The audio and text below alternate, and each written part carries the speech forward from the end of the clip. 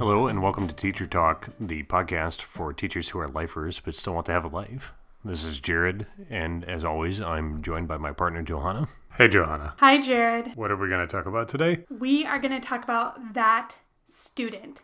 The student who, you're doing all of this amazing work, and then their attitude and tone that they communicate to the class is set to destroy everything you're attempting to create. We talked about this a little bit in the last episode because you said these are techniques that will work for almost everyone, but won't necessarily work on that student. Yeah, and there is always one, sometimes two students like this in a class. And we're not talking about when you have more than two of these students. That will have to be a separate podcast. So if you have one or two isolated problems that are disrupting what you're doing for your discipline for the rest of the class, this is what you're focused on here? Right, and it's actually not even focused on discipline. And I think that's probably the hardest transition, or at least it was the hardest transition for me, is that as human beings, we tend to see behavior and mood as meaning the same thing, and they're different, right? So there's the act of doing something that you've explained to the class, that the class has practiced, that's not allowed in the classroom. The tone is you tell every kid, okay, time to get out your pencil. And this is that student who maybe under their breath is like, oh, this is dumb. Or rolls their eyes or does something, but at the end of the day, they're getting out their pencil. Right? They might be slower than everyone else, but they're still doing what's expected of them. You have to separate behavior from tone and mood. In business, we call that disengaged. You just call it disengaged? Yeah, you have engaged employees and you have disengaged employees. And engaged employees are the ones that bring everybody else up, and disengaged employees roll their eyes but still do what they're supposed to. Okay. But they tend to do bad work, and they tend to leave, and they tend to make other people want to leave. It's disruptive to the team environment. Right. Even though they're not openly defiant or anything, they're disengaged. Yes. So that is a student, or that is the type of student that this episode is about. Okay. Do you need to identify them, or is it just to stand out like a sore thumb? Do you know right away, or do you have to work to try and figure out who these types of problems are?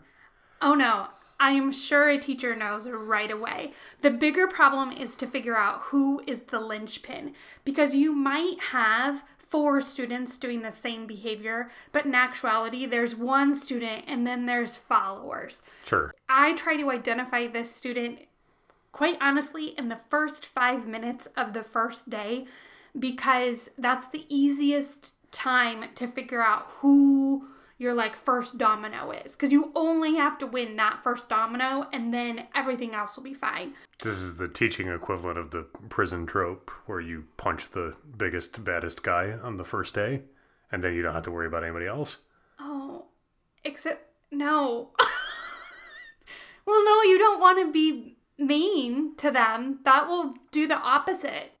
Probably you don't want to punch your students either, but the point of the analogy is that once you don't have to solve every problem. If you solve the prime problem, then everything else falls into place. Right. Okay. So the first thing that I have learned is effective is that without acknowledging their mood, you have to become the opposite of their mood. Okay. So if you're sad and frowny and your arms are crossed and you're making weird faces, or you're not engaged with eye contact with me, everyone else, because they're so hypersensitive to what's going on around them, is noticing that right away. And so I have to become the opposite of that, and I have to become the opposite of that next to the person who is being grumpy pants. Now, is that for the grumpy pants, or is that for the rest of the class? I think it influences both. As long as I don't acknowledge the tone or mood of the person who is grumpy, but I become the opposite, others will relax and feel safe. So rather than copying, right? Because if given a choice, we don't want to follow grumpy pants because they're sad. But if we think they're the person that will keep us safe, right? If they're the actual leader of the classroom, like we can argue that the teacher is the leader, but the person who controls the mood of the classroom is the real leader. Kids are going to follow whoever controls the mood. And you want kids right away to see, I'm in control of the mood. This individual is grumpy pants, and we're just going to ignore it. And I think this is where teachers can struggle because they hear like, well, ignore bad behaviors. Well, if this person is choosing to make behavior mistakes, that's different. But if they're just a mood contaminator, then you ignore it. But not really ignore it. You're aware of it and you're doing something about it. You're not acknowledging it, but you're making the choice clear by on purpose modeling the opposite mood next to them. Right. You're correct. Right. I'm not acknowledging it, but I am definitely responding to it by being the opposite. And then it helps our grumpy pants person, I presume, by making them more conscious of what they're deciding to do, or what do you think it does for them? I think, and when I say get close to the student, I want to like sit next to them. I want to be in their bubble in a sense, because I think they start to copy me.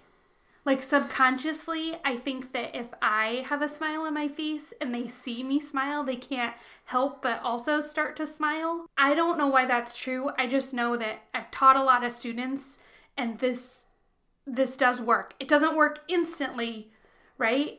But if I get close to them, they're going to start to do what I'm doing even if they don't want to. So you take your grumpy pants, your disengaged student that's potentially bringing down the mood for everyone. You get near them and then model the opposite mood behaviors. Right. And then does that solve everything, or are we done? No. So then what happens is they're going to probably choose to actually break a rule. Right. Okay. That's what I was going to guess. Yeah, they're going to take it to the next level. And they're like, well, if I'm not getting a response here, I'm gonna up my game. And so that, we'll get into how you structure your behavior management plan, but we've already kind of talked about how you've practiced it and modeled it, and so you're just going to follow it. And sometimes it's really sad because you're needing to follow it in the first 15 minutes of the first day. I mean, when I taught 8th graders, that's just the truth of it.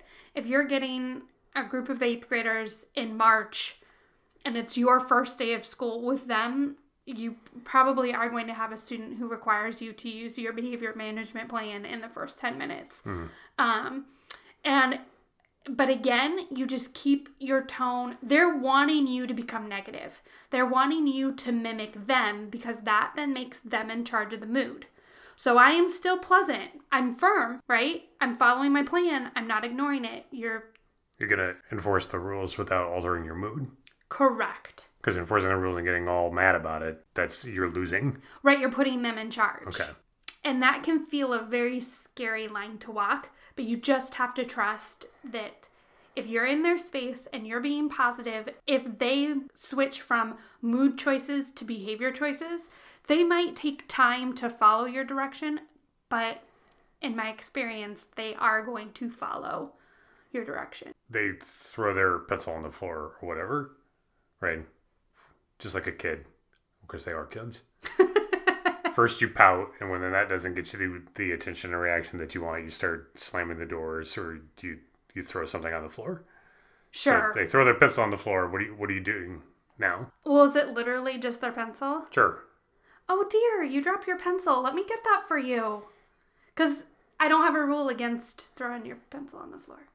I'm going to pretend like you dropped it. And then I'm going to be super smiley and positive. And I'm going to get in your bubble. And I'm going to smile at you. And everyone around you is like secretly tensed because they probably have experience with you as a student already. And they're waiting to see how I react. And then when I don't react to you, then they're not going to react to you. I would mean like the direction was we're all seated. And you might say, okay, it's time for everyone to take their seats. And then they purposefully stand. Like they'll be that oppositional defiant. They'll do the direct opposite of what you just said. Okay. Will be their behavior response. They're standing now. Now what? Then I would quietly go over to them. Now pay attention, or keep in mind the entire class is paying attention. So I'm going to talk really quietly and I'm going to be like, okay, so in this classroom, if we don't want to do what's expected, then we go elementary, I called it the peace corner. Secondary, I called it I had a quiet space. You don't have to participate right now. So you can go sit over there and you do not have to do anything that's expected of you. And then after I give that direction, right inside your bubble, I'm going to physically turn my body away from you because I'm going to assume you're going to do it. Now you're going to say something. They always say something, but I'm not going to respond to that because that's what they want. They want me to respond. I gave a direction. I chose to ignore them, and it might take a couple of minutes, but they will move. And as long as they go to the corner, the peace corner, Mm-hmm. as long as they do what is expected of them, it doesn't really matter what they say. Right. And I've had a student who had extreme behavior needs. He spent 3 days, so he was probably 6'2", 16. He spent 3 whole days in my quiet space. And eventually they get bored and they want to join the class, right? Because you're doing a lot to make sure that everything's exciting and engaging and fun in mood and tone and activity for everyone else. And so eventually, once they choose to join the class, you've won. In fact, that student became he was an advocate for my room, not just with other kids, but with other teachers. But he needed that time. He had had a lot of experiences with a lot of teachers, and he needed to test me to see that I was different. And based on whatever they've experienced, that test can be pretty extensive. Johanna, if you waste 3 days with them in the peace corner until they decide that they want to join the class, what about all the learning that they would have done if you had just ordered them to sit down and shut up? I note a little bit of sarcasm in your voice. Well, because in fact... But isn't that how people kind of feel about it? It's like, oh my God, I can't spend that much time on the student not learning, so I need them to, sit quietly and obey my orders, because then they're totally going to learn, right? Well, right, and the first couple of days, these are the kids that will obey your orders, right? They aren't going to do anything wrong other than be grumpy pants in the beginning. And then they will slowly escalate and ramp that up until all of a sudden you'll look at it and you'll go how did it get this bad? Well, it's because they slowly ramped it up. You have to choose to create essentially that conflict on day one when their human emotion is really that they want to be a part of the herd. And so you can't do it on other days. Well, and ordering them to do it doesn't think that them sitting quietly planning the next way to misbehave to get attention is them learning. You're really off base. If they don't buy in to wanting to learn in your classroom, then what's the point anyway? Well, on this particular student who sat, he by the way was I've mentioned it before, but literally 10,000 students. He was, if I think about my worst case, he was my worst case. That trust, whatever I built with him, worked. If I had tried to build it 2 weeks into the class, it would have been too late. And I don't need to know why they're choosing to behave that way. I just need to know. I need them to see I am safe, I am consistent, and I am in control. Right? And a lot of times nothing in that student's world is in control. So the way they feel in control is I can control this being really bad. Yeah, that gets me predictable results. Predictable results. Okay, so the next thing is most students though, 99.9% of your grumpy pant kids, day one, they're going to respond to your positive mood. They're going to respond to the fact that you're ignoring the random comments that they're making. And so you can't ignore them. You want to make them feel you want to constantly be welcoming them in. So even if you're oh, this is dumb and I don't want to do it, blah, blah, blah, blah, blah, blah, I'm still going to include you just as much as any other kid because I'm pretending that you're not acting like a goober butt. Goober butt. Sorry, that's my middle school self. Goober butt. Well, it's because, don't be a goober butt. Okay. I mean... It's like when I hurt myself, I say sugar. You gotta go with what the kids, you know. The term for that is called minced oath. Oh. Okay. Yeah, but I'm not gonna ignore him. If you ever watch South Park, Butters is an expert for minced oaths. Which is funny on that show because everything else is so foul. And then you got Butters saying things like, oh, Peters. Yeah, okay, so let's... Yeah, I guess that's kind of me then. Sugar, I think, actually is a Butters thing. Oh, really? Well, I mean, you're a teacher, you get it. Goober butt's pretty gentle. Yeah. Okay. Oh, or goober. Don't be a goober. Goober butt. It's you know, the 14 to 16-year-old age range, you kind of gotta, like, put your toes up on the line and then not cross it. The kids respect that. So anyway. You're not ignoring them. You're pretending. Well, you're not pretending. You are acting like they're just like any other student that wants to be a part of things. Yeah, they're a part of the team. They're not isolated from the team. Because if you make them isolated from the team, that is definitely going to cause them to ramp up their behavior. True. Only seeing them as a person that's in your classroom, you're choosing like, oh, Jared, I would love your help. Will you go and grab those papers for us? And in fact, giving them, or like asking them like, well, that's a really good idea. Does anyone else have another suggestion or another way we could look at this? Like even acknowledging that there is value in not thinking the same as everyone else, right? So if you're communicating to me that you don't like what we're doing, I might ask for your input on another way to do it, because you want educational discourse in your class. You want kids to feel safe disagreeing with each other, and you have to teach them how to have educational discourse in a positive way and not look at it as a negative. Okay, so what's next? That's kind of it. Get in their space, do the opposite of what they're communicating, ignore words that they say. If their actions are what you're asking, then you bring your positive energy, you kind of get in their bubble a little bit, you include them in the group, and then you're only responding to actual behavior choices that are in direct violation of your... But without changing your mood. Without changing your mood. You never, ever change your mood to theirs. That makes them in charge of the mood of the class. You want them to change their mood to yours. And like some of the other things we've talked about, all of this like herd mentality dynamic that you're leveraging is more effective the earlier you do it. If you wait and let patterns be established that are contrary to it will lose its effectiveness. Right. And another thing to consider is, let's say I am in your bubble and I'm being happy and smiley and I'm trying to engage with you. If you're wanting to become like me, but you're not the leader, you're going to keep looking at the leader. If I'm not changing, if you pick the wrong person, yes, you're going to see them physically looking for the way to react from the person you actually need, right, to intervene with.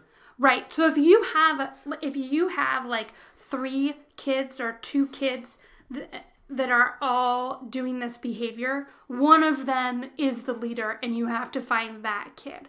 And then we'll have to talk about, well, what if it's the whole class? It's a separate episode.